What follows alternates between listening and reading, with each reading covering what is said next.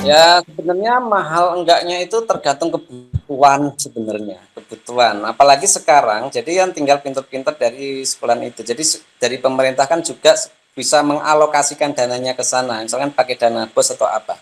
Baik, untuk diskusi kita pada siang hari ini, saya akan bagi menjadi dua sesi. Sesi pertama yaitu adalah Pak Mugi mempresentasikan materinya. Kemudian sesi kedua adalah sesi tanya jawab untuk Bapak Ibu serta Ananda sekalian yang mau bertanya, silahkan bisa chat atau open mic dan open video. Kemudian untuk mempersingkat waktu, saya persilakan kepada Pak Mugi untuk mempresentasikan materinya. Terima kasih. Baiklah, terima kasih pada Bu Lintang yang memimpin acara ini ya. Kemudian terima kasih juga kepada Monika Azahra telah menyediakan room ini ya, sehingga room ini bisa untuk mengumpulkan dari semua untuk bisa bergabung di acara ini. Pertama saya sapa dulu dan saya ucapkan Assalamualaikum warahmatullahi wabarakatuh. Waalaikumsalam warahmatullahi wabarakatuh. Di tengah pandemi ini ya, semoga saja kita semua para peserta webinar ini dalam keadaan sehat walafiat ya. Dan ini di tengah-tengah pandemi yang ini masih di masa pandemi yang terus berkepanjangan ya, yang tadinya udah mau dibuka lagi ada lagi ya gitu, itu jadi masalah besar buat kita semua ya, terutama ini saat ini kebetulan kita di bidang pendidikan ya, di bidang pendidikan pun sangat benar-benar itu berdampak ya, sangat berdampak ya. Jadi akhirnya menjadi masalah. Jadi masalah baik siswa, guru kan gitu, itu semua jadi persoalan. Jadi persoalan tuh nggak kecil, itu yang kelihatannya ringan tapi ini bisa jadi persoalan besar gitu. Jadi banyak masalah seperti kemarin kan udah banyak ini dipresentasikan ya, para presenter hebat banyak mengulas tentang pandemi ya, dampak dari pandemi termasuk dari pendidikan. Kemudian kemarin termasuk Bu Umi mengulas tentang kesenjangan karena adanya pandemi ini. Nah, itu salah satu masalah yang harus dituntaskan gitu. Nah, dari sekian banyak ini ya, ini kan sebelum ke permasalahan ya, dari awal-awalnya itu belum kemarin ada pandemi itu ada namanya kan pembelajaran konvensional. Sebenarnya lebih ke e-learning ya, kalau untuk belajar online itu kita namakan e-learning ya. Nah, itu sebenarnya sudah ada sebelum pandemi pun ada. Cuman kan belum banyak, belum ramai seperti sekarang ya. Jadi yang setelah ada pandemi itu seolah-olah kaget ya, orang itu kaget, semua harus dipaksakan ke digital termasuk pembelajaran yang tadinya masih banyak sekolah yang memang benar-benar murni konvensional, dia belum pernah menggunakan digital pun masih banyak, terutama di daerah ya, di daerah yang terpencil lagi ya, itu benar-benar konvensional banget gitu. Dan mau nggak mau dengan adanya pandemi ini beralih ke digital. Jadi kaget, jadi banyak nih ya, mereka menggunakan berbagai platform yang tersedia, terutama yang gratis itu yang banyak dipakai. Ya makanya di awal-awal kemarin tuh ada beberapa platform yang sampai down gitu, termasuk platform terbesar pun ya, Google Classroom waktu itu pun sempat down karena emang semua bersamaan memakai itu ya. Nah, sekarang gimana nih untuk mengatasi semuanya? Apakah ini akan selesai ya? Apakah ini tetap akan seperti ini terus? Terus gimana nanti ketika setelah pandemi berakhir, terus orang yang sudah investasikan atau sekolah sudah menginvestasikan untuk membangun e-learning, membangun sistem pembelajaran secara daring, sudah membuat sistemnya sendiri, buat apa kan gitu? Nah, itu seperti apa? Apa bisa jadi nanti setelah pandemi pun akan seperti ini terus? Kita juga nggak tahu. Itu tergantung pemerintah kita nanti ya. Apakah tetap akan daring atau tetap sekolah online? Nah, makanya itu coba kita pelajari permasalahan saat ini nih, inovasi. Jadi untuk menuntaskan permasalahan itu apa nih yang harus kita perbuat? Ya, terutama ini sebenarnya termasuk tugas besar dari stakeholder sekolahan, para pemimpin-pemimpin sekolahan, kepala sekolah terutama. Ya, kalau untuk guru sih tinggal menjalankan. Kalau guru nggak dikoordinir misalkan itu banyak yang dipakai, ada yang menggunakan WA, menggunakan Classroom atau yang lain, sehingga nggak terkoordinir. Dan dengan adanya itu, karena nggak terkoordinir, cara menyampaikannya pun bebas. Mereka merasa merdeka belajar kok, kan gitu. Merdeka memberikan pembelajaran juga.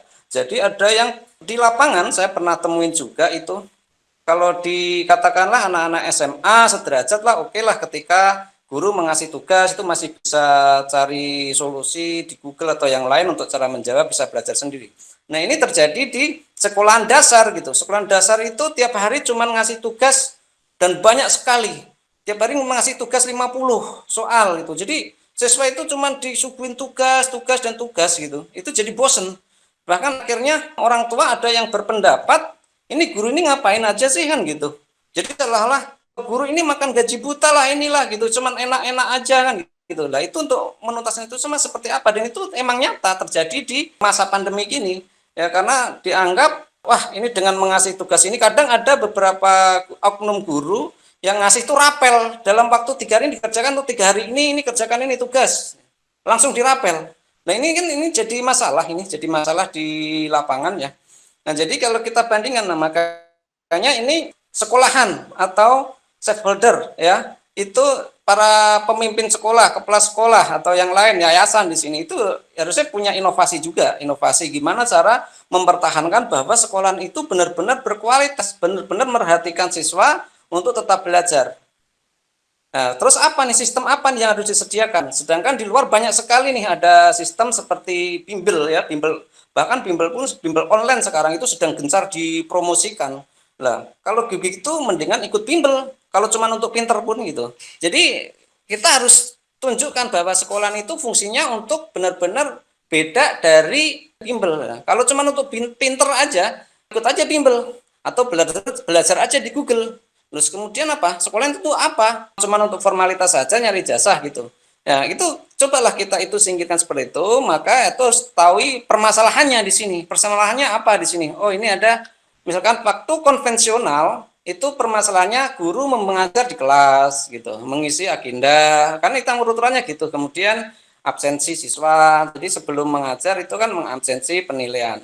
Nah, yang tadinya konvensional di kelas ini coba kita pindahkan di sistem di online. Ya, bisa lah kita buat sistem yang emang memindahkan dari konvensional ke milenial kan gitu. Yaitu dengan guru mengajar secara bersamaan ya. Dengan online itu sama lah, sama-sama. Jadi intinya menyampaikan pembelajaran di kelas bisa dirubah dengan mengirim materi melalui online, itu bisa dalam satu bersamaan langsung bisa ke banyak kelas. Itu lebih simpel sebenarnya, lebih simpel, lebih enak. Nah, kemudian agenda harus dibuat sehingga guru masih terkontrol ya dari kepala sekolah itu. Kemudian absensi siswa. Nah, ini yang banyak masih tumpang tindih itu. Kadang absensi lewat BA kalau dulu itu kan aja coba di list siapa yang hadir, di list bisa aja di list satu-satu. Jadi nanti tenggelam ke atas terus WA-nya penuh. Nah, ini ada ngirim tugas lewat WA kan gitu. Nah, ini gitu harus dibuat dengan sistem. Nah, coba kita uraikan apa yang terjadi di konvensional, yaitu pertama tatap muka, terus kemudian ujian dengan pensil, kemudian pengumuman, ini terjadi saat kita di sekolahan ya, kemudian ujian di tempat waktu yang sama, jadi pas waktu ujian. Nah, terus tugas dikumpulkan, jadi kan akan menumpuk ini setelah dia siswa itu ujian, ulangan itu kan akan terkumpul nih tugas-tugasnya, akan menumpuk di kelas. Coba kita transfer ke online ya. Jadi kita namakan e-learning. Jadi di sini akan lebih simpel dengan membangun itu. Gimana caranya siswa tetap mendapatkan haknya, yaitu mendapatkan haknya materi, mendapatkan haknya pembelajaran, bisa mendapatkan pengumuman di situ, dan tetap mengajar, dan dengan gamblang siswa menerima pembelajaran itu, yaitu dengan inovasi guru, dengan mengajar melalui video gitu kan ya. Tapi kalau cuma dibebaskan akhirnya guru membuat video upload ke YouTube. Wah, akhirnya nyari nih linknya jadi nggak terfokus. Coba kalau di sebuah sekolahan seperti ini ya kita coba kembangkan di PGRI ini, jadi terfokus satu akun di siswa itu bisa mengatasi semua. Nah, itu salah satu solusi nih untuk mengatasi tengah-tengah belajar di tengah pandemi seperti ini. Jadi diharapkan sekolahan-sekolahan yang lain seperti itu. Nah, ini harusnya syukur-syukur pemerintah yang menyediakan seperti ini. Jadi guru tetap bisa dikontrol oleh kepala sekolah, Kalau di konvensional gitu ada namanya supervisi ya, supervisi guru. Jadi dipantau dari belakang gitu. Dan ini juga ada supervisi melalui online dari admin super gitu. Misalkan kita lihat nih guru ngasih pelajaran apa sih? Nah, sehingga tahu nih kualitas nanti pelajaran yang dikasih. Jangan-jangan cuman ngasih tugas-tugas dan tugas terus sehingga siswa jadi bosen kan gitu. Nah, itu dari kepala sekolah harus mengadakan supervisi. Nah, terus kemudian di sini kita sampaikan tadi banyak di waktu yang sama ya, jadi tetap di waktu sama. Kalau misalkan di e-learning waktu itu dulu di awal-awalnya pakai classroom itu kan masih bebas waktunya ya. Sewaktu-waktu kita kirim. Nah, ini coba nih kita buat tetap belajar dari jam 8 atau jam 7 sampai jam 12. Tetap ditetapkan. Semua siswa jam segitu harus kumpul. Gimana caranya? Ya udah kita siapin di sini, kita siapkan bangun sistem. Ya di situ tetap ada temanya dari antara komunikasi guru ke guru di dalam satu itu. Jadi antara guru itu bisa saling tektokan, ngobrol sama lah seperti ketika kita datang ke sekolah ketemu guru ngobrol. Terus kemudian siswa ke siswa itu disiapin, nanti di siswa pun ada menu di dalam sistem itu kasih guru ke siswa, antara guru dan siswa itu bisa saling ngobrol juga di situ. Bisa inbox, bisa ngobrol di dalam satu sistem, satu account. Terus kemudian komunikasi siswa dengan siswa secara individu, jadi bisa chat di dalam satu itu, jadi enggak pindah ke aplikasi lain, tetap satu aplikasi, satu sistem ya, satu sistem yang disediakan oleh sekolahan. Jadi biar ada bedanya dengan bimbel-bimbel yang lain atau di Google atau yang lain. Terus komunikasi ke guru di kelompok itu artinya memberikan pengumuman. Nah, itu biasanya ada nih di sebuah e-learning atau sistem itu sediakan seperti itu. Kemudian penugasan, udah pasti emang di sekolah itu ada tugas, ada latihan soal, ada penilaian dan absensi. Nah, di sini absensi itu yang harus kita inovasi. Yang tadinya kan biasanya absensi di sekolah itu datang, fingerprint udah selesai. Nah, itu jadi masalah, waktu konvensional pun jadi masalah. Pagi-pagi berangkat, kemudian nanti jam 10 anak tersebut udah nggak ada nih, bolos. Nah, gimana itu aja masih ada yang bolos. Makanya setiap ganti jam pelajaran, guru sebelum menjelaskan materi, biasanya guru itu mengabsen dulu nih. Isi agenda dulu tanya itu guru begitu masuk kelas, isi agenda, terus absen siswa. Siapa yang nggak ada, jadi per mata pelajaran. Nah, kita transfer ke sistem ini. Ini salah satu untuk solusi. Jadi, dalam waktu yang sama ini misalkan jam 8 sampai jam 9 untuk pelajaran bahasa Indonesia, misalkan seperti itu. Ya, siswa itu harus ada. Maka pagi-pagi sebelum masuk, itu sistem akan otomatis akan mengabsen siswa. Jadi karena teknologi digital itu siswa nggak absen pun akan terbaca di situ karena udah login gitu. Jadi udah otomatis. Maka di sini akan memberikan berita ke admin atau ke sekolahan itu bahwa misalkan Monica udah hadir gitu. Nah, di situ tetap disediakan ada hadir, izin, sakit. Nah, itu salah satu solusi ya untuk mengontrol siswa tetap terkontrol di waktu yang sama. Cuman bedanya e-learning ini akan lebih canggih sih, lebih ringan ya. Dalam waktu yang sama bisa ngajar di banyak kelas yang sederajat. Misalkan dengan materi yang sama, jam 8 saya bisa ngajar fisika nih di kelas 10 IPA 1, IPA 2, IPA 3, IPA 4 dalam waktu bersamaan. Nah, itu akan lebih, makanya kita sediakan seperti itu. Nah, kemudian ada latihan soal, ada penilaian, dan ada absensi kehadiran tadi ya, itu harus tetap disediakan. Itu satu inovasi, itu harus gimana nih cara mengatasinya kan gitu. Nah, jadi gini, jadi semua ini udah banyak nih, dari sampai udah berapa bulan ini kan udah beberapa, mungkin udah ada beberapa sekolah yang sudah menginvestasikan atau berinvestasi membuat e-learning ya. Jadi membuat e-learning atau membuat sistem pembelajaran karena untuk mengatasi solusi tadi. Nah, gimana nanti setelah pandemi? Jelas-jelas kalau saat pandemi sih ini jelas, yaitu sebagai pengganti kegiatan belajar di sekolah. Jadi benar-benar itu untuk mengganti itu saat itu untuk sebagai pengganti ya, sebagai pengganti. Jadi ketika tadi seperti sudah saya jelaskan, saat siswa datang absen, terus ngisi agenda itu benar-benar semua yang tadinya konvensional dipindah ke sini ke sistem semua kan gitu. Nah, nanti setelah pasca pandemi seperti apa? Apakah sistem ini masih dipakai atau enggak gitu. Kalau enggak dipakai sia-sia dong, udah investasi banyak-banyak ya. Selain sia-sia, artinya itu mundur. mundur. Udah maju selangkah, kita sudah maju, sudah menambah teknologi yang tadinya nggak bisa teknologi, akhirnya bisa maju, semua guru-guru akhirnya tambah ilmu dari situ. Tiba-tiba pandemi selesai, ini mau dipakai lagi, mau dihilangkan untuk sistem ini. Itu sayang. Jadi artinya malah mundur. Makanya itu harus berinovasi lagi, gimana caranya sistem yang udah diinvestasi tadi tetap bisa dipakai.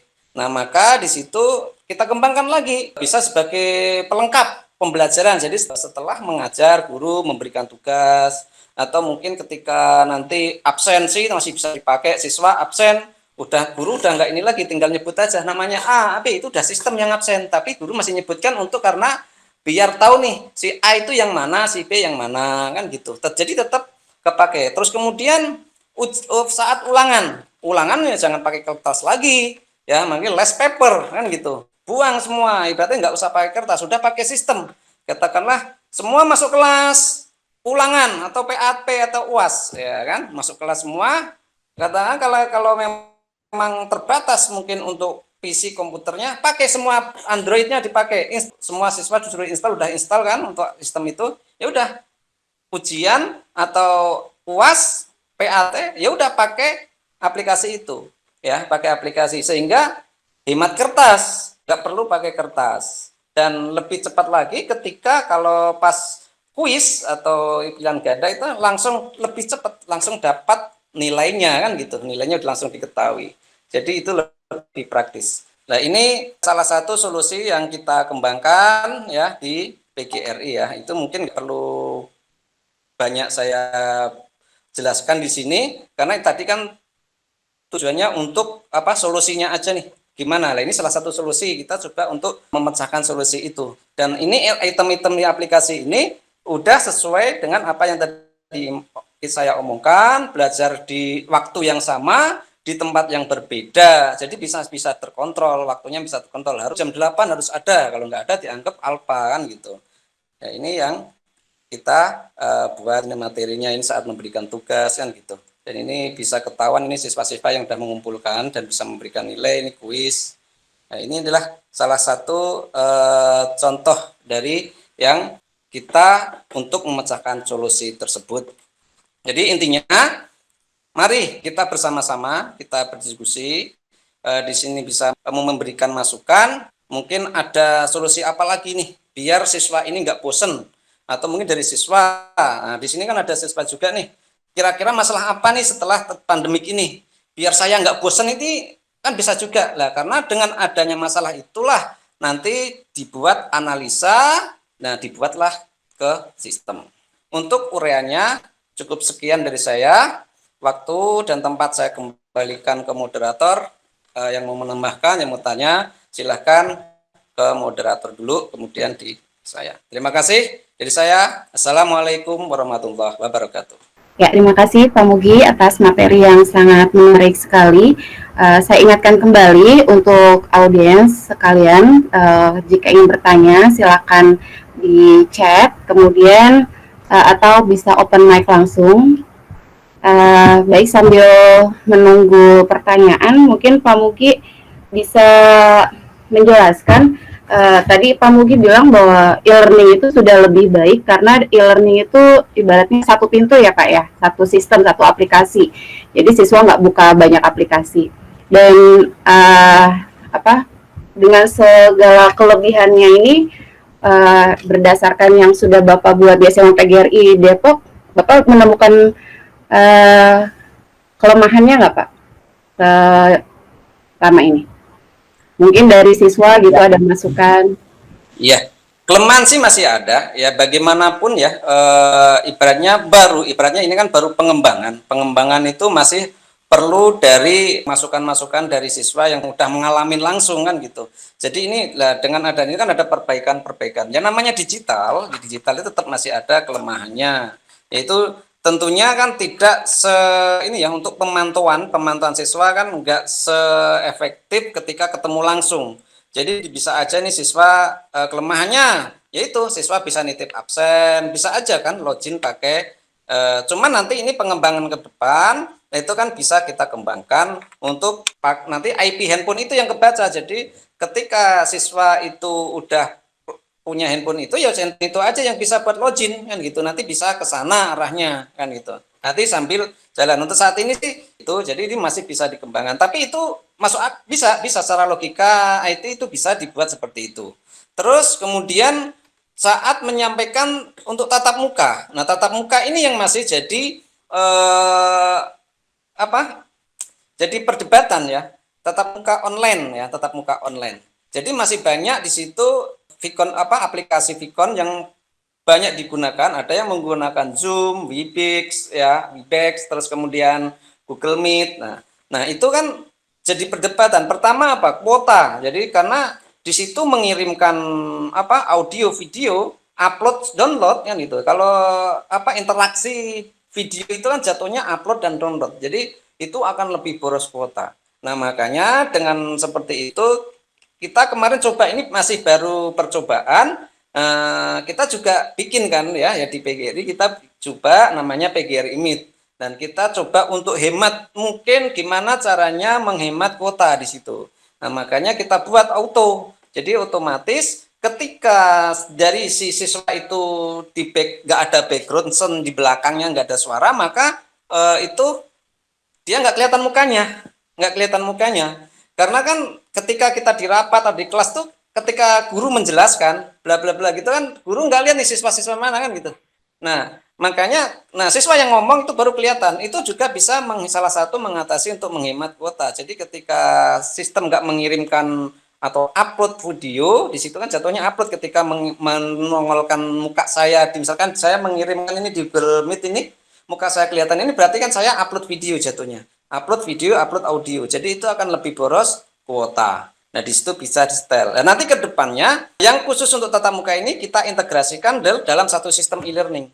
Saat ini sih bisa khusus untuk misalkan guru-guru kreatif seperti Bu Lintang, kreatif itu bisa dengan e-learning kita integrasikan dengan PGRI Meet, dengan YouTube gitu. Jadi kemarin kita udah coba waktu pembelajaran biologi, jadi secara langsung live di e-learning siswa tetap masuk di akunnya. Nah, guru, jadi ini untuk menanggulangi guru yang emang belum terlalu paham tentang teknologi gitu. Jadi tetap mau ngajar biar tetap memberikan penjelasan yang gamblang. Kalau buat video-video kayak pakai KineMaster itu belum menguasai misalkan, ya udah kita siapkan papan tulis, di situ ada kamera yang akan saya connect ke PGRI Meet akan menghubungkan ke e-learning. Maka siswa ketika login e-learning akan melihat video dari saat itu guru menjelaskan. Jadi itu salah satu solusi. Cuman tetap ini masih jadi hambatan ya, karena resource tentunya ya belum bisa digunakan secara bareng-bareng khusus untuk PGRI Meet-nya, bareng-bareng bersamaan untuk banyak orang. Paling maksimal ya antara 65-70 waktu itu udah pernah dicoba, masih bisa. Cuman kalau untuk lebih banyak ya masih sanksi saya jujur kan gitu. Itu salah satu kendala. Jadi cara penyampaian untuk tatap muka secara online gitu, tatap mukanya itu memang masih kendala ya, masih kekurangannya seperti itu. Tetap masih ada kekurangan, tapi itu perlu dikembangkan terus. Itu masih bisa. Jadi pengembangan itu biasanya berdasarkan pengalaman di lapangan. Setelah ada orang ngomong, oh ini kayak gini, itu baru akan masuk jadi suatu rangkuman yang akan dibuat analisa, dimasukkan ke namanya kalau di programmer itu namanya analis ya. Jadi tim analis akan menganalisis data kemudian masuk ke sistem gitu Ibu. Terima kasih. Ya, terima kasih Pak Mugi. Jadi masih terus berkembang ya Pak ya ke depannya ya. Insya Allah. Ya ini syukur-syukur nanti siapa tahu kan di sini banyak calon-calon entrepreneur. Wah ini karena resource-nya kurang dari saya Pak, ini ya Bapak saya ini untuk mau nambah resource nih kan bisa jadi dari Pak Ridho nih. Wah kurang resource apa Pak Mugi? Ya udah ini saya kasih kan bisa. Siap gitu. Monggo. Ya, terima kasih Pak Mugi. Saya ingatkan sekali lagi untuk para audiens sekalian, Bapak Ibu dan Ananda, jika ingin bertanya silakan tulis di chat box atau bisa open mic. Baik Pak Mugi, melanjutkan yang tadi bahwa Pak Mugi tadi bilang tidak semua sekolah itu mempunyai e-learning. Masih banyak sekolah yang memakai aplikasi gratis seperti Google Form, Google Classroom, Quizzes dan seterusnya. Mungkin salah satunya itu adalah karena masalah pembiayaan. Menurut Pak Mugi, untuk membuat e-learning itu tergolong mahal atau tidak? Ya, sebenarnya mahal enggaknya itu tergantung kebutuhan sebenarnya, kebutuhan. Apalagi sekarang, jadi yang tinggal pinter-pinter dari sekolah itu. Jadi dari pemerintah kan juga bisa mengalokasikan dananya ke sana, misalkan pakai dana bos atau apa. Jadi tinggal dari inovasi dari kepala sekolahnya sebenarnya. Di mana kepala sekolah tersebut perhatian terhadap gurunya, perhatian kepada siswanya. Jadi kan kalau masih memperhatikan guru, jadi artinya memberi kemudahan ke guru. Seperti di kita kan ya Bu ya. Dengan seperti ini kan guru semakin mudah. Jadi guru memberi kemudahan ke guru juga. Jadi tidak mempersulit. Jadi kita buat di sistem semalam kita malam atau mungkin seminggu sebelumnya kita buat, kita ini untuk materi untuk tanggal sekian. Itu kan memudahkan dan itu kita buat benar-benar gampang lah di situ ketika cuman ini cari pengumuman. Tapi kalau open source atau misalkan yang gratisan kayak itu kan itu harus benar-benar belajar. Jadi benar-benar belajar, misalkan di Google Form atau di Classroom itu kan harus benar-benar belajar. Ketika itu terjadi kendala di sana, kita nggak tahu, nanya ke siapa? Gitu. Paling nanya ke teman. Nggak mungkin kita nanya yang pembuatnya si Google kan gitu. Nah tapi kalau di e-learning itu kan bisa tanya emang yang si yang membuat atau mungkin ada yang mungkin teman yang udah menguasai kan gitu lebih enak. Sebenarnya itu kalau si mungkin stakeholder atau yang punya yayasan terus kepala sekolah memperhatikan guru dan siswa, dia akan lebih berpikir ke sana ya, lebih berpikir. Ya pertama paling tidak kepala sekolah itu lebih mudah mengontrol, kan lebih mudah supervisi seperti kita. Jadi sebenarnya kita kan udah disupervisi Bu kan gitu. Jadi kan kepala sekolah mensupervisi, lihat dari admin. Ini siapa nih? Guru yang nggak masuk itu kelihatan dari situ. IP-nya kelihatan, jamnya kelihatan, itu kelihatan semua. Nah, jadi terus ini misalkan Bu Lintang ngasih materi apa sih?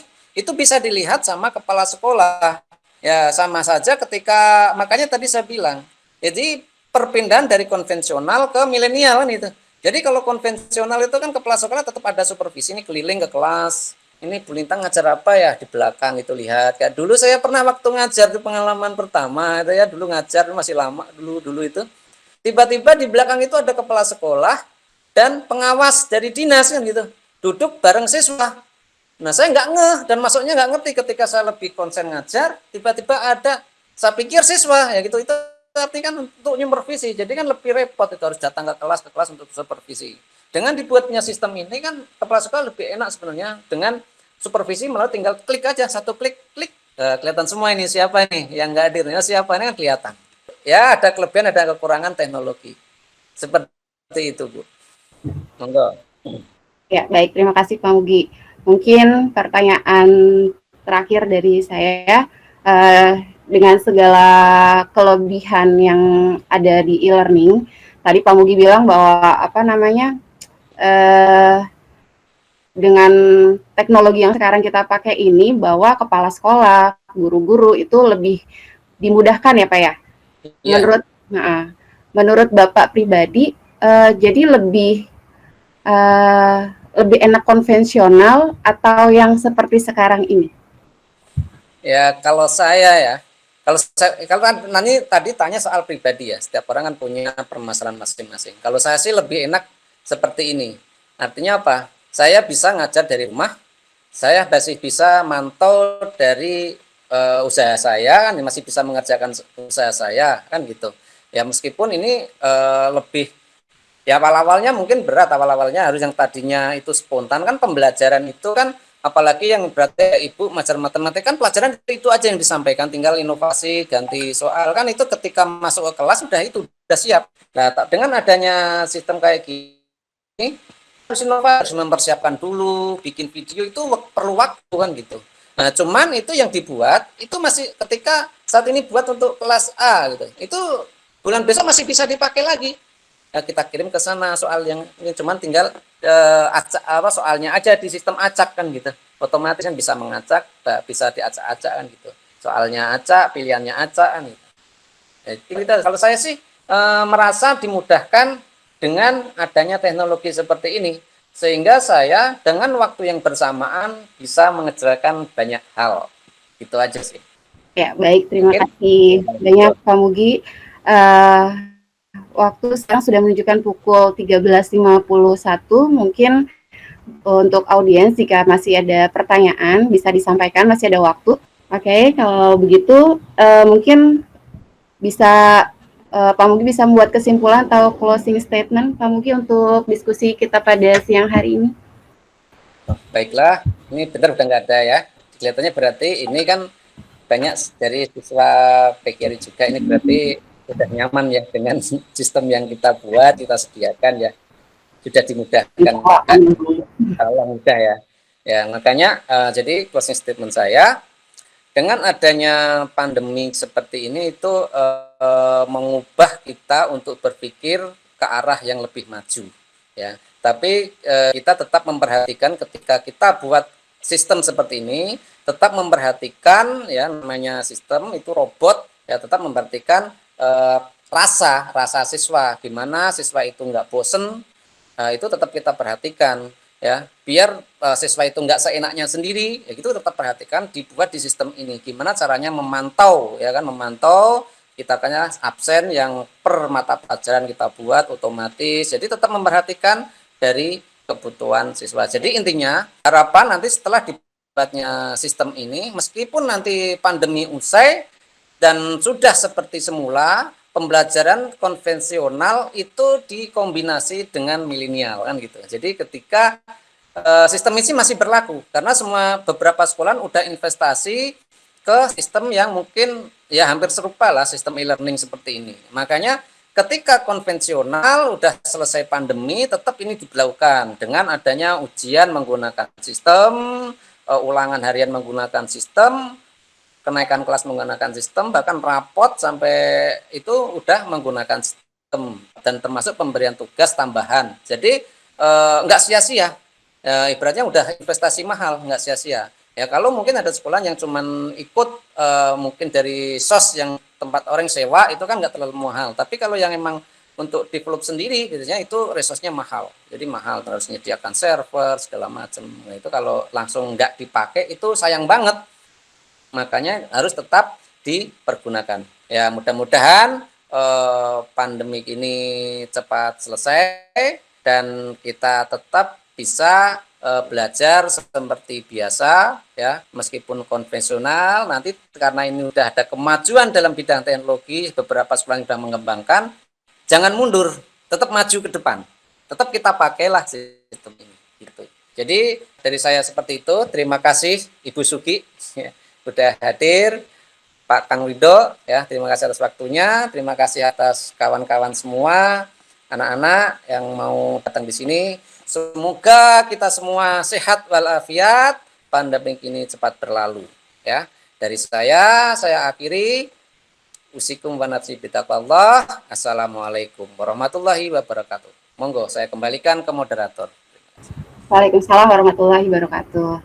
Terima kasih Pak Mugi atas materi yang luar biasa. Semoga kita bisa mengambil manfaat dari diskusi kita pada siang hari ini. Baik, untuk mempersingkat waktu, saya kembalikan kepada host Ananda Monika, silahkan. Terima kasih kepada Pak Mugi yang sudah memaparkan materi yang sangat luar biasa tentang learning. Dan terima kasih juga kepada Bu Lintang yang sudah mengatur jalannya acara ini. Kepada para hadirin yang sudah hadir, saya tutup saja acaranya. Wassalamualaikum.